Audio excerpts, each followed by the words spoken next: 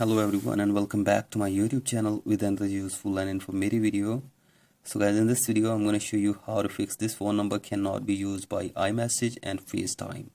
So guys, if you are trying to set up your iMessage or FaceTime in your iPhone but you're facing this message and your phone number cannot be used for iMessage and FaceTime, here I will show you how can you fix it. So as for that, simply watch this video till the end. So first of all, you have to make it sure that your internet connection is working properly.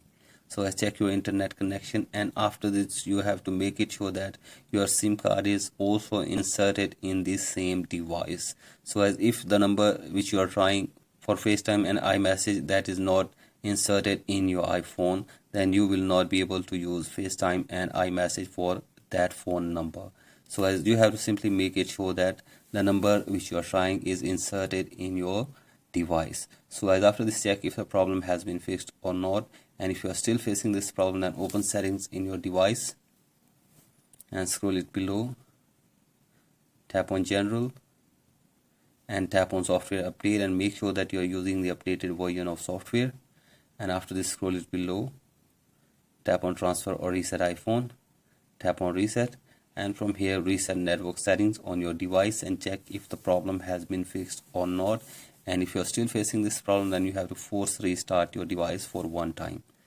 So as press the volume up button and then down button and keep holding the power button until your device force restarts. So as force restart the device, and after this hopefully your problem will be fixed. So that's it for today's video. Hope this video helps you. Please like and subscribe to my YouTube channel as well. Thank you.